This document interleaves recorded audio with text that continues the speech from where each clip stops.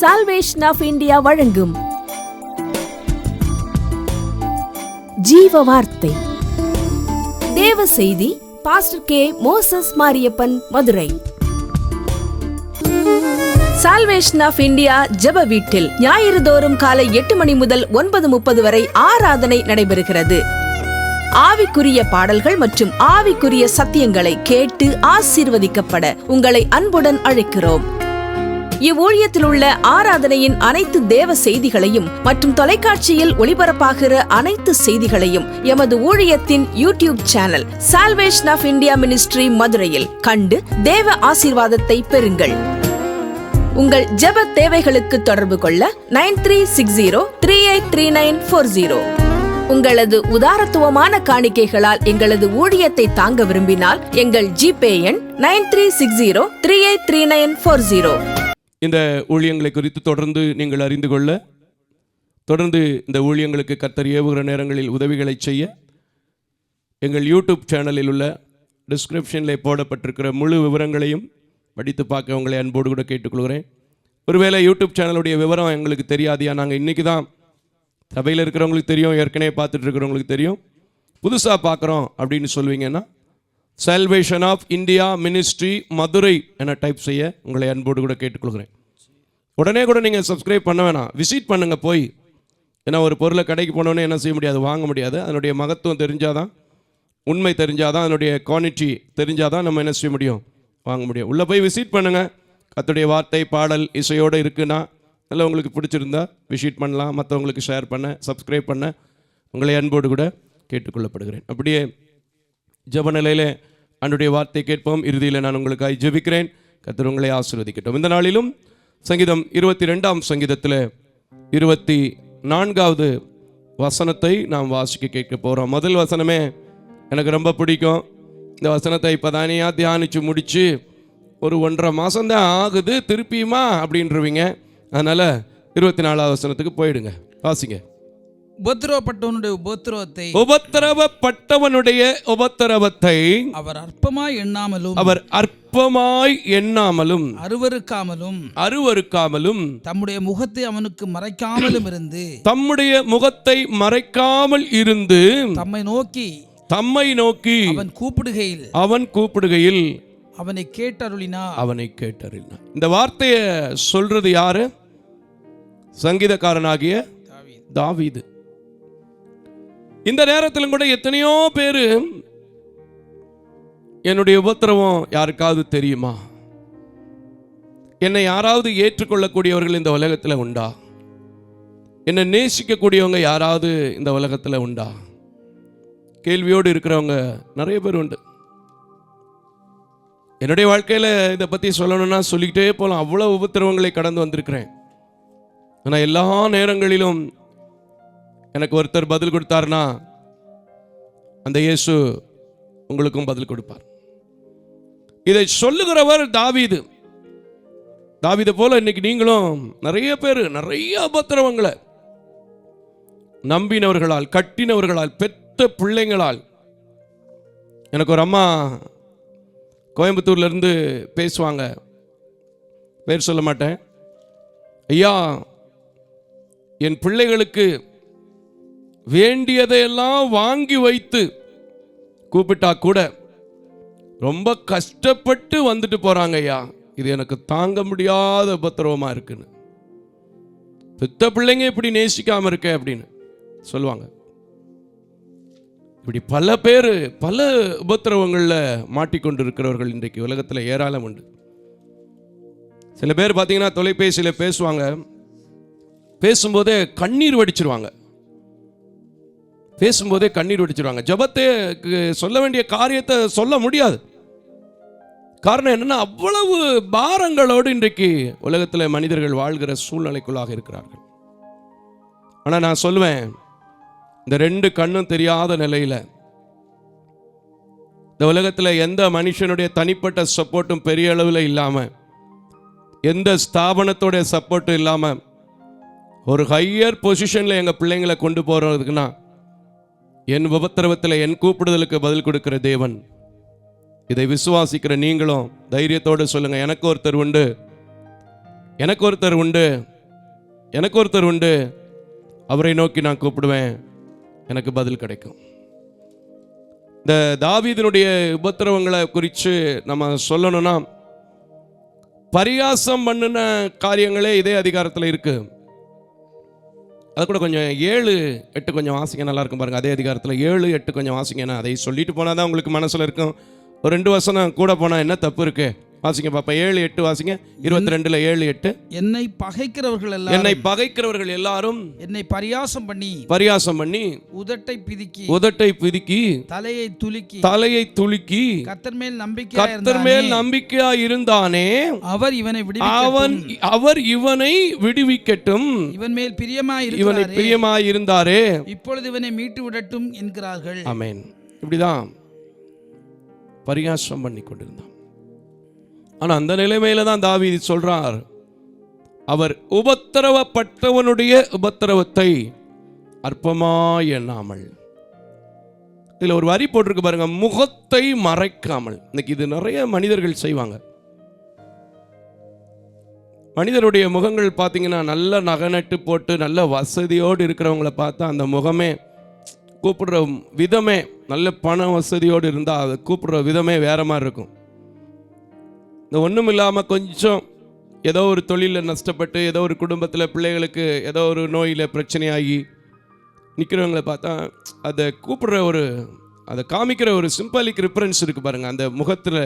அதான் அவர் சொல்லுவாங்க, ஃபேஸ், அகத்தின் அழகு முகத்தில் தெரியும். ஆனால் தேவன் அப்படிப்பட்டவர் இல்லை, தம்முடைய முகத்தை மறைக்காதவர். சரி போகட்டும். இந்த தாவீதுடைய உபத்திரவங்கள் எப்படிப்பட்ட நிலையில் கடந்து வந்ததுக்கு அப்புறம் இதை சொன்னார் அப்படின்னு சொல்லி உங்களுக்கு சொல்லி கொடுத்து, நீங்களும் எப்படிப்பட்ட உபத்திரவங்களாக இருந்தாலும் கடந்து வர முடியுங்கிறதுக்கு 2 பேரை காமிச்சு ஜெபிக்க போகிறேன். வாசிங்க 14வது வசனத்தை வாசிக்க கேட்போம். 14வது வசனத்தை. தண்ணீரைப் போல ஊற்றுண்டேன், என் எலும்புகள் எல்லாம் கட்டு விட்டது. அதாவது இப்படி லைனா இப்படி கரெக்டான முறையில் ஜாயிண்டா இருக்கும் பார்த்தீங்களா, அது என்ன செஞ்சிருச்சு, கட்டு விட்டுருச்சு. அடுத்து வாசிங்க, ஒரு வரி போட்டிருக்காரு பாருங்க, என் இருதயம் மெழுகை போல ஆகி என் குடல்களின் நடுவே உருகிற்று. எவ்வளவு உடத்தரத்தை அனுபவிச்சிருப்பாருன்னு பாருங்க. நிறைய பேர் என்கிட்ட சொல்லுவாங்க, பிரதர் எனக்கு இனிமே சொல்றதுக்கு ஒண்ணுமே இல்லை பிரதர், எல்லாமே போச்சு பிரதர், எல்லாமே போச்சு பிரதர், இருக்கிறது உசுறு மட்டும்தான் பிரதர். தாவீது அப்படிதாங்க இருந்தாங்க. என் இருதயம் மெழுகை போல, என் குடல்கள் பாருங்க எப்படி சொல்றாரு. வாசிங்க தொடர்ந்து இன்னும் கொஞ்சம் அவருடைய உபத்திரவத்தை. என் பலன் ஓட்டை போல் காய்ந்தது. ஓடு எப்படி காஞ்சு போயிருக்குமோ, ஓடு காய்ந்தது. என் நாவு மேல் வாயோட ஒட்டி கொண்டது. ஆமென். ஈரப்பசை இல்லைன்னா காஞ்சு போய் அப்படி என்ன செஞ்சுக்கிறோம், ஒட்டிக்கிறோம். எனக்குலாம் நிறைய ஈரப்பசை கொடுத்துருக்காரு. அதனால தான் அப்பப்போ கட்சி வச்சு தொடச்சிட்டு இருக்கேன். எவ்வளோ கிருபை, கரங்களை தட்டி கர்த்தருக்கு ஸ்தோத்திரம். அல்லேலூயா, அல்லேலூயா.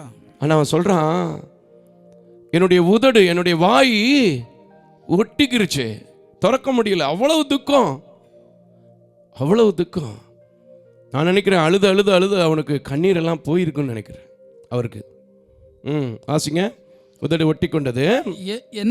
என்னை மரணத்தூளிலே போடுகிறீர். மரணத்தூளிலே, சாவுல இருக்கிறது போலதான் நான் இருக்கேன்.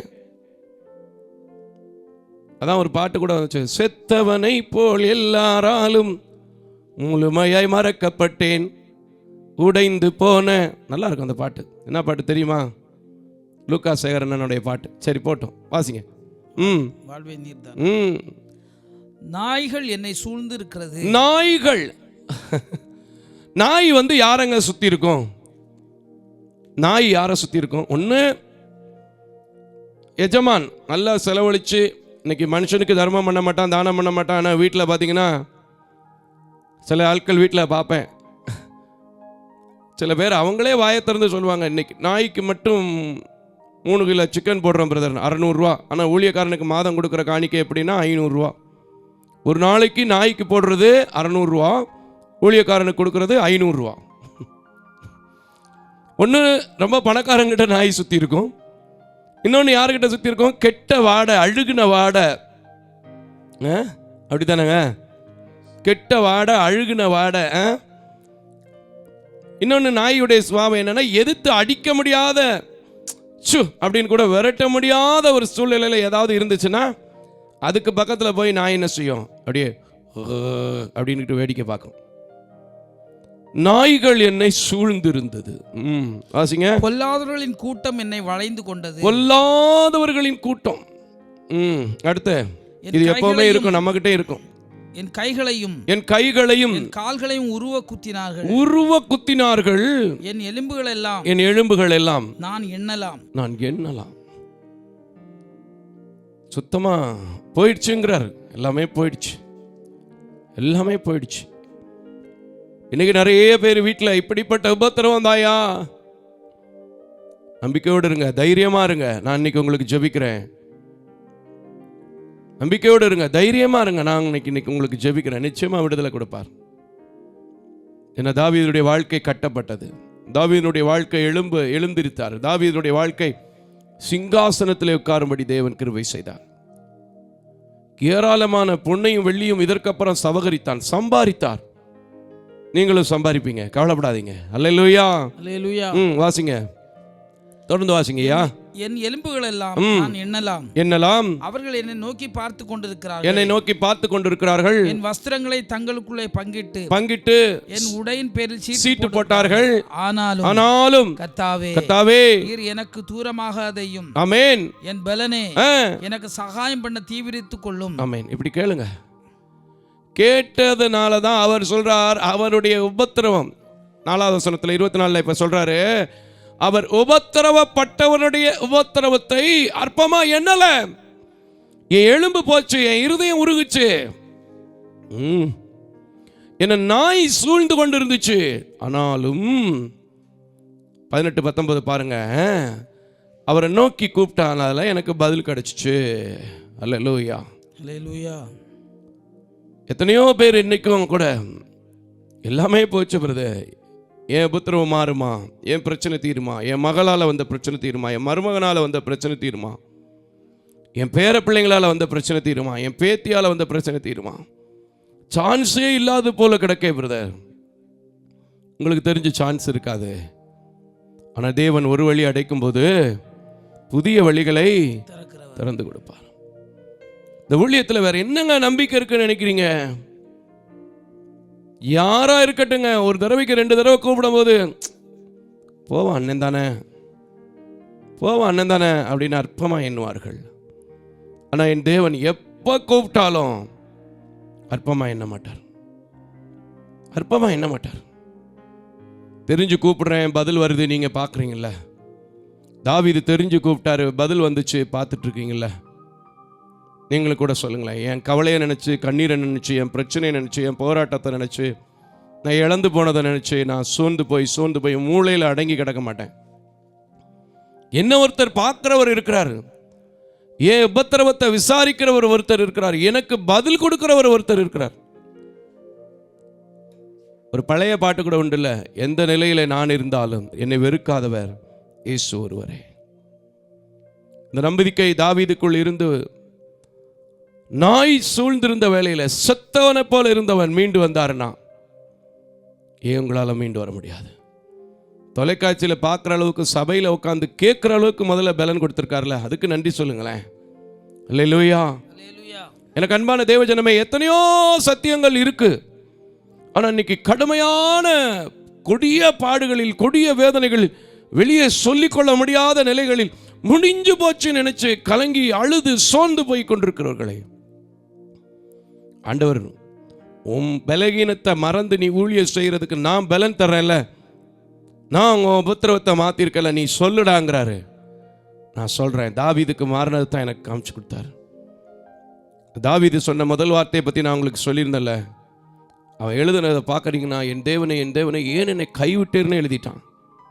ஆனால் திரும்ப நம்பிக்கையோடு சரிபடுத்தி கொண்டவராக சொல்றான், என் உபத்திரவத்தை அவர் அற்பமாய் எண்ண மாட்டார். உங்களுக்கு ஒரு விஷயத்தை நான் பலமுறை சொல்லியிருக்கேன், இப்பவும் சொல்றேன், திரும்பி நாம் இந்த பகுதிக்கு வருவோம். ஆதியாகமங்களின் புத்தகம் 16வது அதிகாரம் உங்களுக்கெல்லாம் தெரிஞ்ச பகுதி தாங்க. 3ஆம் வசனத்திலிருந்து 4ஆம் வசனத்தை பார்க்கும்போது 16ஆம் அதிகாரத்தில் சொல்றா, அவளாலாவது என் வீடு கட்டப்படும் நான் நினைக்கிறையா, நீ அவளோட போய் சேருன்னு சொல்லி மறுமனையாட்டியா இவங்களே கொடுக்குறாங்க ஆகாரம். யாருக்கு? நம்முடைய முற்பிதாக்களின் தகப்பனுக்கு. நிறைய பேசியிருக்கோம், போன வாரத்தில் கூட பேசியிருக்கோம். பேசாத நாளே இல்லை. ஆனால் இன்னும் தைரியம் வரல. எனக்கு நடக்குமா? நான் சொல்றேங்க, வனாந்தரத்தில் போய் கூப்பிடுவருடைய சத்தத்தை கேட்ட ஆண்டவர், அவளுடைய உபத்திரவத்தை கண்ட ஆண்டவர். கொடலு உருகி போச்சுன்னு சொன்னவனுடைய சத்தத்தை கேட்ட ஆண்டவர். இந்த உலகத்தில் எத்தனையோ உபத்திரவங்களின் பாதையில் இருந்த என்னை நடக்க செய்கிற ஆண்டவர். இன்னைக்கு நீங்க விசுவாசித்தா உங்க உபத்திரவத்தையும் கண்டு உங்களுக்கு பதில் தருவ வல்லமையுள்ளவராயிருக்கிறார். இதில் ரொம்ப பேசியிருக்கோம், அதனால 7ஆம் 8ஆம் வசனத்தை மட்டும் வாசிக்க கேட்போம். 7ஆம் 8ஆம் வசனத்தை வாசிக்க கேட்போம். கர்த்தருடைய தூதனானவன் அவளை வனாந்திரத்திலே சூருக்கு போகிற வழி அருகே இருக்கிற நீரூற்றண்டையில் கண்டு சாராயின் அடிமை பெண்ணாகிய ஆகாரே எங்கிருந்து வருகிறாய் எங்கே போகிறாய் என்று கேட்டார். அவள், நான் என் நாச்சியாராகிய சாராயை விட்டு ஓடி போக பார்க்கிறேன் என்றான். அதற்கு கர்த்தர், அப்பொழுது கர்த்தருடைய தூதனானவர், நீ உன் நாச்சியாரண்டைக்கு போய் அடங்கிரு, நான் உன்னை சந்ததியாக்குவேன். அல்லேலூயா, அல்லேலூயா. எத்தனையோ பேர் நேசித்தவர்களால் கைவிடப்பட்ட ஒரு பெரிய உபத்திரவம், நம்பினவர்களால் மோசம் போக்கப்பட்ட ஒரு பெரிய உபத்திரவத்தில் இருக்கீங்களா? சொல்லுங்க. ஆகாரை வனாந்தரத்திலே கண்ட தேவன், தாவீதை கண்ட தேவன் என்னுடைய உபத்திரவத்தையும் அற்பமா எண்ண மாட்டாரு, முகத்தை மறைக்க மாட்டார். நிச்சயமா அந்த பிள்ளை சாகிறதை கண்ட தேவன் அவளை கொண்டு ஒரு சந்ததி ஆக்குவேன் என்று சொன்னது மட்டுமல்ல, இன்று வரைக்கும் அந்த சந்ததி எண்ணி முடியாததாய் இருக்கிறபடினாலே, ஹல்லேலூயா, என் குடும்பத்தை வாழ வைக்க, என் கண்ணீரை துடைக்க, என் உபத்திரவத்தை எடுத்து போட அவரால் முடியும். அவரால் முடியும். பாட்டு மட்டும் பாடும்போது பாடிக்கிறீங்களே, தைரியமா இப்ப சொல்லுங்க, தைரியமா இப்ப சொல்லுங்க. அன்னாளின் ஜெபம் கேட்டவர், ஆகாரின் கண்ணீரை கண்டவர் என்னோட கண்ணீரை காண்பார். நேசிச்சவங்க துரத்தி விட்டார்கள். இன்னும் மார்க்கு சுவிசேஷத்தில் நமக்கு தெரிஞ்ச பகுதியை சொல்லட்டுமா? உதவி செய்வதற்கு ஆள் இல்லாத நிலையில தனக்குண்டானதை எல்லாம் செலவழித்து தீர்ந்த பிறகு இயேசு கிறிஸ்துவை பார்ப்பதற்கு ஒருத்தி போறாங்க. கடுமையான உபத்திரவம், பெரும்பாடு. இன்னைக்கு அதனாலே ஏராளமான பெண்கள் கட்டில விட்டு எந்திரிக்க முடியாத நிலையில கதறி அழுகிறவர்களெல்லாம் நான் பார்த்துருக்கிறேன். தைரியமா இருங்க. அன்னைக்கு நடந்துச்சு, இன்னைக்கு நடக்குமான்னு கேட்காதீங்க. நிச்சயமா என் மகளே எல்லாருமே இயேசுவுக்கு மகள் தான். நிச்சயமா உங்கள் உபத்திரவம் மாறும். நம்பிக்கையோடு மட்டும் சொல்லுங்க, இல்லை என் உபத்திரவத்தையும் பார்ப்பார் ஒரு நாள், என் சத்தத்தையும் கேட்பார், எனக்கும் பதில் கொடுக்கிற தேவன் அவர் இருக்கிறார். நான் சோர்ந்து போக மாட்டேன்னு சொல்லி எழும்பி இருக்கிற இடத்துல, அந்த எழும்பி உட்காந்து இருக்கிற இடத்துல, பார்த்துட்டு இருக்கிற இடத்துல ஜெபம் பண்ணுங்க. சபையில் இருக்கிற மக்கள் உங்ககிட்ட எத்தனை தடவை சொல்லிட்டேன் பதா, இன்னைக்கு வரைக்கும் நான் மாறி இருக்கவான்னு கேட்காம, நான் மாறுன்னு விசுவாசிக்கிறேன்னு சொல்லுங்க, மாறும். தெரியுமில்ல உங்களுக்குலாம் சம்பவம் 25லேருந்து வாசிக்கிறோம்ல, தெரியுமில்ல உங்களுக்கு. எனக்கு அன்பான தேவஜனமே, இது எப்பவுமே பேசுறது எல்லாரும் இதைத்தான் பேசுறாங்க அப்படின்னு வேக்கானம் பண்ணுவதற்கு நமக்கு கொடுக்கப்படவில்லை. எப்படிப்பட்ட உபத்திரவங்களாக இருந்தாலும் என் தேவன் தன்னுடைய முகத்தை வைத்து நம்முடைய முகத்தை பிரகாசிக்க பண்ணுகிற தேவன். ஹல்லேலூயா, அல்லேலூயா. கூப்பிட்டாங்கய்யா, அவர் கூப்பிட்டாரு. யாருமா என்ன தொட்டது? கூப்பிட்டாரு. பா, உன்னுடைய வேதனை நீங்கி நீ போய் சுகமாயிரு. இன்னைக்கு உங்களை பார்த்து ஆண்டவர் கூப்பிடுவார். உங்க உபத்திரவம் இந்த உலகத்தின் பார்வையிலே பெருசா இருக்கும். உங்க நோய் இந்த உலகத்தின் பார்வையிலே பெருசா இருக்கும். உங்க கடன் இந்த உலகத்தின் பார்வையில பெருசா இருக்கும். உங்க பிள்ளைங்க பிரிஞ்சு கிடக்கிற நிலை பார்ப்பதற்கே சகிக்காமல் இருக்கலாம். நல்லா வாழ்ந்த பிள்ளைதான். ஆனா என் தேவன் அதை எல்லாவற்றையும் பார்த்து திரும்ப திரும்ப திரும்ப உங்க பிள்ளைகளை வாழ வைப்பார். இன்னும் பாருங்க, மார்க் எழுதின சுவிசேஷம் 10வது அதிகாரத்தில் 48 பார்க்கும்போது, பர்திமேயு என்கிறதான ஒரு குருடன், ஒரு மாற்றுத்திறனாளி. இவர்களெல்லாம் பார்க்கும்போது எனக்கு ஒரு பெரிய வெல்விஷராக எடுத்துக்குவேன், ஒரு பெரிய சப்போர்ட்டராக எடுத்துக்குவேன். என்னையும் நடத்துவாருன்னு சொல்லி என்ன சொன்னாரு? உலக ஜனம் என்ன செஞ்சிச்சு? அதை மட்டும் பாருங்களேன். லேசா 48 வசனத்தை வாசிங்க. எத்தனை முறை கேட்டாலும் சரி, எத்தனை முறை படித்தாலும் சரி, இப்பயும் சொல்லுங்க, அந்த தாவீதின் குமாரன். ஹல்லேலூயா. என்னும் பத்திரவத்தை பார்ப்பார். 10:48 வாசிங்க. மார்க் 10:48 வாசிங்க. அவன் பேசாதிருக்கும்படி அநேகர் அவனை அதட்டினார்கள். அவனோ தாவீதின் குமாரனே எனக்கு இறங்கும் என்று முன்னிலும் அதிகமாய் கூப்பிட்டார். என்ன சொன்னார் இயேசு? எப்ப இந்த நிலைமையில நீ இருக்க, நான் எப்படிப்பா உன்னை பார்க்கறது? கொஞ்சம் நல்லா இருந்தாலும் பரவாயில்ல, கொஞ்சம் நல்லா இருந்தாலும் பரவாயில்ல, இது மனுஷங்க, இது மனுஷங்க. இங்க வர்ற ஒரு நல்ல சட்டையை போட்டு வர வேண்டியதானு மனுஷன் சொல்லுவான். என்ன பார்த்தே சொல்லியிருக்காங்கங்க சொந்தக்காரங்க, ஏன் தம்பி இப்படி வர்றீங்க, கொஞ்சம் நல்ல சட்டை என்கிட்ட அது பார்த்து போட்டு வர வேண்டியதானு. ஆனால் என் தேவன் எப்படிப்பட்ட நிலையில் இருந்தாலும் நான் உனக்கு என்ன வாசிங்க ஐயா, வசனத்தை வாசிங்க. திடன்கொள், எழுந்து உன்னை அழைக்கிறார் என்றார்கள். உடனே அவன் தன் மேல் வஸ்திரத்தை எறிந்து விட்டு, இன்னைக்கு உங்க கஷ்டங்களை தூக்கி போட்டுட்டு கர்த்தர் முன்னாடி வாங்க. ஏன் உபத்திரவத்தை எண்ணாத தேவன், எனக்கு முகத்தை மறைக்காத தேவன், எனக்கு பதில் கொடுக்கிற தேவன் இப்பமோ என்ன பார்த்து திரும்ப பேசுறாரு. அதனால இதுவரைக்கும் நான் கவனிக்காம இருந்தாலும் இப்ப என்ன கவனிக்கிறாரு என்கிற நம்பிக்கையோட நான் எழுந்திருக்கிறேன்னு சொல்லுங்களேன். கர்த்தர் உங்களை பார்த்து எப்படி திரும்ப கூப்பிட போறாரு தெரியுமா? வாசிங்க. இயேசு அவனை நோக்கி நான் உனக்கு என்ன செய்ய வேண்டும் என்றார். அதற்கு அந்த குருடன், ஆண்டவரே ஆமென், உங்களுக்கு என்ன தேவையோ சார், உங்களுக்கு என்ன தேவையோ சிஸ்டர், உங்களுக்கு என்ன தேவையோ பிரதர், ஆண்டவரே இப்பவும் அந்த 2 கண்ணு தெரியாத பலகீன பாண்டம், தாவீது குடலெல்லாம் போச்சு, எலும்பெல்லாம் கட்டு விட்டுருச்சு, இருதயம் மெழுகு போல உருகி போச்சுன்னு சொன்னவர் சொன்ன வார்த்தையை பேசுறாரு. என் குடும்பத்தில் என் பிள்ளைங்க வாழணும், என் பிஸ்னஸ் நடக்கணும், என் ஊழியம் நடக்கணும், என் சபையில் ஆத்மாவே இல்லை, ஒரு புதிய சபை கட்டப்படணும், இருக்கிற சபையை சீரமைக்கணும், இருக்கிற தொழிலுக்கு கொஞ்சம் இன்வெஸ்ட்மெண்ட் வேணும், என்ன வேணுமோ சோர்ந்திருக்கிற நிலையை விட்டு, ஆண்டவரே தாவீதின் குமாரனே எனக்கு செய்யுங்கன்னு சொல்லி கேளுங்க. மனுஷன் தாங்க சொல்லுவாங்க, எத்தனை தடவை பாவனுக்கு உதவி செய்யறது, எத்தனை தடவை பாவனுக்கு கொடுத்து தூக்கி விடுறது, இனிமே இந்த பக்கம் வந்துடாத, இனிமே என்னை கேட்காத, இனிமே என்னை பார்க்காத, இனிமே என்னை கண்டுக்காத, என்னை தேடாத, எப்படி வேணாலும் சொல்லுவாங்க மனுஷன். ஆனால் தேவன், நீங்கள் எத்தனை முறை இடறி விழுந்தாலும், அந்த பாட்டில் கூட பாடுறோம்ல, என் நாட்கள் முடியும் வரை, என் சுவாசம் பிரியும் வரை, என்ன பாட்டு அது? எத்தனை முறை இடறினாலும் அத்தனை முறையும் மன்னித்திருவாரையா. நீங்கள் இடறின போதெல்லாம் அதெல்லாம் ஒரு பெரிய ஒரு கணக்கில் எடுத்துக்கவே மாட்டார். சரி, பிள்ளை இடறிட்டான், அவனை தூக்கணும், அவனை கட்டமைக்கணும், அவனை சரிப்படுத்தணும், அவன் ஊழியத்தை ஸ்திரப்படுத்தணும், அவன் குடும்பத்தை ஸ்திரப்படுத்தணும், அவன் குடும்பத்தில் இருக்கிற காரியங்களை ஒழுங்குபடுத்தணும். தேவனுக்கு எப்பவுமே மனுஷனை ஆசீர்வதிக்கிறதும் வாழ வைக்கிறதும் மட்டும்தான் எண்ணம். அதனால என்பான தேவச்சனமே, அதெல்லாம் கேட்ட வசனம் தாங்க, கேட்ட காரியம் தாங்க. ஆனால் நான் சொல்றேன், அந்த நம்பிக்கையோடு இன்னைக்கு தாவீது வந்ததை போல, சொன்னதை போல, ஜெபிச்சதை போல நீங்களும் ஜெபிக்க மட்டும் பழகிக்கங்க.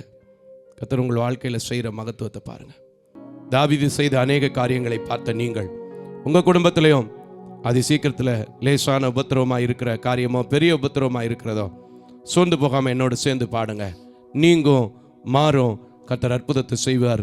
நல்ல சாட்சிகளை கேள்விப்படுங்க. ஹல்லேலூயா, ஹல்லேலூயா, ஹல்லேலூயா, ஆமென்.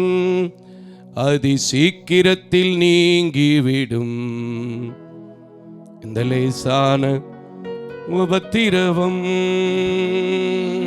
அதி சீக்கிரத்தில் ஆமென். ஹல்லேலூயா, லேசான உபத்திரவம். 1 2 3 4 ஆமென். நீங்கிவிடும். ஹல்லேலூயா, பாடுங்க. இந்த லேசான உபத்திரவம் அதி சீக்கிரத்தில் நீங்கிவிடும், இந்த லேசான உபத்திரவம். சோர்ந்து போகாதே, நீ சோர்ந்து போகாதே, பாடு பாடு சோர்ந்து எல்லாரும் எழும்பி நின்று பாடுங்க. நீ நீங்க சோர்ந்து போகாதே, அது சீக்கிரத்தில் நீங்கிவிடும். பிரிஞ்சிருக்கிற நிலை மாறும்னு சொல்லி இதுல ராத்திரி கண்ணீர் வடிச்சேன், சபையில வந்து கண்ணீர் வடிச்சுட்டேன், இனி எனக்கு கண்ணீர் வராதுன்னு சொல்லிட்டு போங்க. நிச்சயமா மகிழ்ந்து களி கூறுகிற ஒரு வாக்கியத்தை இந்த ஊழியத்தை செய்கிற எனக்கும் எண்ணற்ற ஊழியக்காரங்களுக்கும் எத்தனையோ விசுவாச பிள்ளைகளின் சாட்சியாக இருக்கிற நீங்களும் பார்க்கிற நீங்க உங்களை ஒரு நாள் என் தேவன் உங்க சோர்வு நீக்கிறத சாட்சியா பார்ப்பேன். கர்த்தரை துதிப்பேன், கர்த்தரை ஆராதிப்பேன். ஹல்லேலூயா.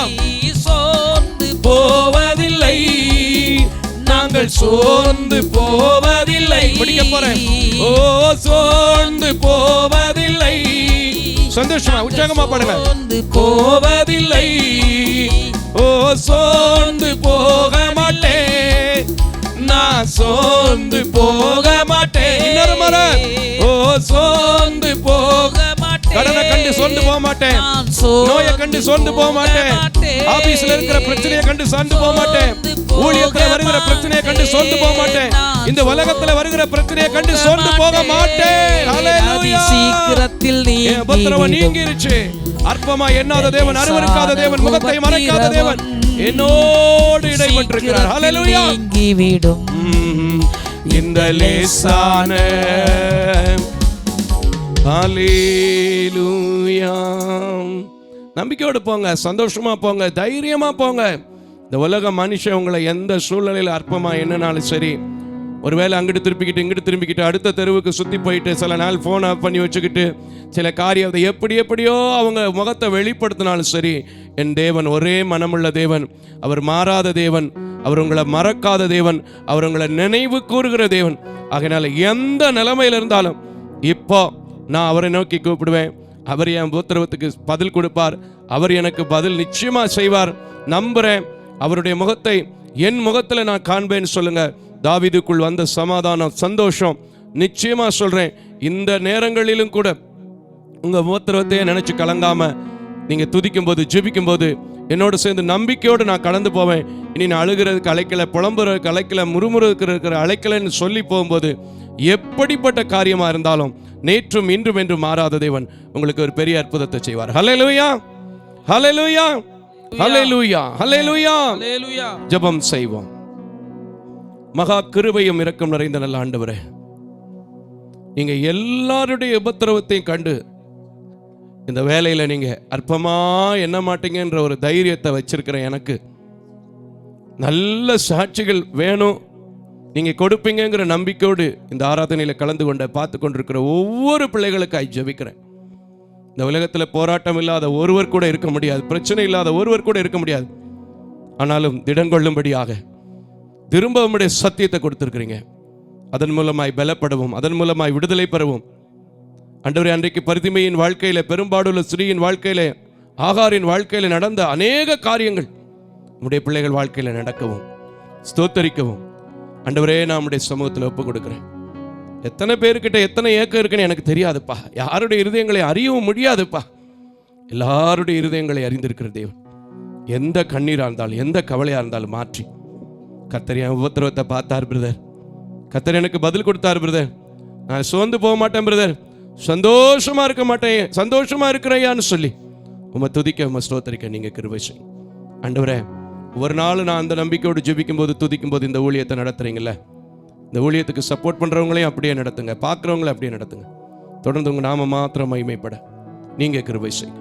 இயேசுவின் நாமத்தில் ஜெபிக்கிறேன் நல்ல பிதாவே, ஆமென், ஆமென், ஆமென்.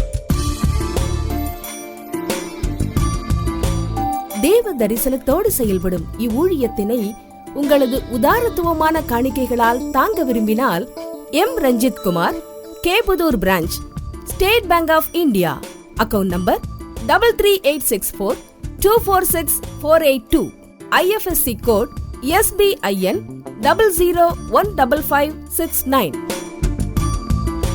உங்களது 24 மணி நேர ஜெப தொடர்புக்கு pastor K Moses Mariyappan, 2/26 SP Natham அஞ்சல், திருமங்கலம் தாலுகா, மதுரை மாவட்டம் 625706. Phone number 9360383940. அவர் இமெயில் அட்ரஸ் mosespn.k@gmail.com. ஜெபியுங்கள், தாங்குங்கள். தேவன் தாமே உங்களை நிறைவாய் ஆசீர்வதிப்பாராக.